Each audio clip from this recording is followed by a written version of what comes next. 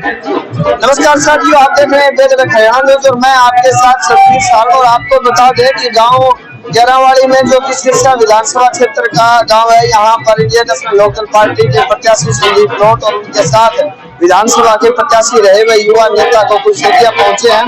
हम उनसे बातचीत करते हैं कि पूरे चुनाव को लेकर वो क्या कुछ कहते हैं, आगामी चुनाव के बारे में क्या कुछ तैयारियां हैं। हमारे साथ जुड़ेंगे संदीप नोट और गोकुल सेठिया जी। सुनिए वो क्या कुछ कहते हैं।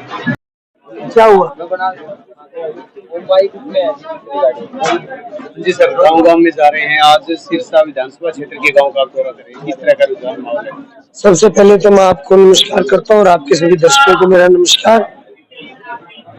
और निरंतर जो ये आज हमारा सिरसा लोकसभा क्षेत्र का जो दौरा चल रहा है, इससे पहले भी हम जो है डबवाड़ी को, उससे पहले हम रतिया और उससे पहले फतेहाबाद और कालावाड़ी, इस तरीके से हम सभी विधानसभाओं को कवर करते हुए आज सिरसा विधानसभा में है। और जो भारी उत्साह और जो समर्थन पार्टी को मिल रहा है वो बहुत ऊर्जावान है, देखने लायक है। और निरंतर पार्टी का जो ग्राफ है वो बढ़ रहा है और मैं निश्चय ही इस चीज से बड़ा ही अभिभूत हूँ कि आने वाला समय जो है वो इंडियन नेशनल लोकदल पार्टी का होगा। कुछ मीडिया रिपोर्ट जो है वो आपको एलनाबाद और नरवाना के अलावा कहीं टक्कर में नहीं दिखा रहे, बीजेपी और कांग्रेस को ही वो दिखा रहे हैं। देखिए, ये तो मैं क्या कहूँ, वो तो उनकी मर्जी है। मैं कल डबवाड़ी में था, अगर कल डबवाड़ी का कार्यक्रम के बाद भी अगर वो पत्रकार नहीं दिखाते हैं तो इसके बारे में मैं कुछ नहीं कहूँगा। शायद कल इतिहास रचा गया है कि एक शहर में कम से कम भी 100 जगह पे अगर स्वागत किया जाता हो और हर एक गांव में जो उत्साह था वो देखने लायक था। अब वो पत्रकार अगर वहां नहीं पहुंच पाए हैं तो उस बारे में मैं कुछ नहीं कह सकता। अभी जो गांव में जा रहे हैं, क्या समस्याएं हैं लोगों की, क्या आपका प्रायोरिटी रहेगी? देखिए, सबसे बड़ी समस्या तो यहाँ नशाखोरी की और बेरोजगारी की है। और बेरोजगारी की समस्या तो हमारे पूरे राज्य में, पूरे देश भर में है, पर यहाँ जो सबसे बड़ी समस्या वो नशे को लेकर के है। तो है कुछ सेम की है। तो कहीं ना कहीं जब सरकार बनेगी तो उन सभी कार्यों के प्रति जो है हम एक कड़ा रुख अपना करके और उनको सुलझाने का काम करेंगे। जीत के प्रति कितने आश्वस्त हैं? मैं पूरी तरह से आश्वस्त हूँ।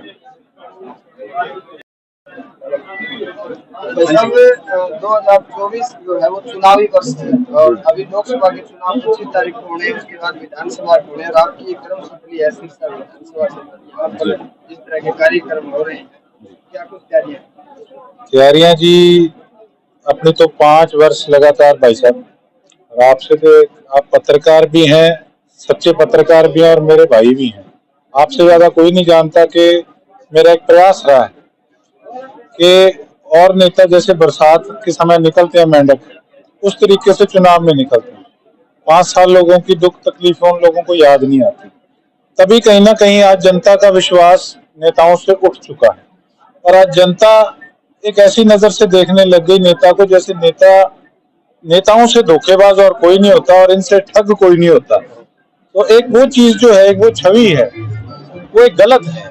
जब हम कहते हैं कि नेता एक समाज सेवी है, तो समाज सेवा केवल चुनाव के समय में क्यों लोगों को, लीडरों को याद आती है? तभी उनको धार्मिक स्थल, गौशालाएं, उन्हें चुनाव में क्यों याद आती है? गौ सेवा या माथे टेकने धार्मिक स्थल पे आगे पीछे 5 साल वो लोग कहाँ जाते हैं? मैं तो एक बात कहना चाहूंगा कि तैयारी तो 5 साल ही चलती रहती है। हमारा काम ही ये है कि जैसे दुकानदार सुबह अपनी दुकान खोलेगा, गाहक आए ना आए, जिसने खेती करनी है किसान अपने गांव में खेत में जाएगा ही जाएगा। तो उसी प्रकार से हमारा भी काम है कि सुबह से लेकर रात तक एक शेड्यूल इस हिसाब का है कि जितना हो सके लोगों की सेवा करें। बाकी तो अब जनता ने देखना है कि उसका फल क्या देती है। विधानसभा चुनाव में 600 वोट से पीछे रह गए थे, तो अब की बार किस तरह से तैयारियां आपकी है, वो क्या कमियां उस टाइम रह गई थी? देखिए, मैं ये नहीं कहता मैं कोई कि मैं ही सबसे कोई मजबूत हूँ, ये है वो है। आपने देखा पिछले चुनाव के अंदर भी कि आज कई लोग जो कांग्रेस के लोकसभा चुनाव के अंदर सिरसा के आगू बने हैं। आज वो लोग सिरसा के विधायक की निंदा करने से थकते नहीं, सारा दिन कहते हैं विधायक ने ये नहीं किया, विधायक ने वो नहीं किया। वो ही लोग विधायक के साथ उनकी गाड़ी पे चढ़ के बैठा करते थे।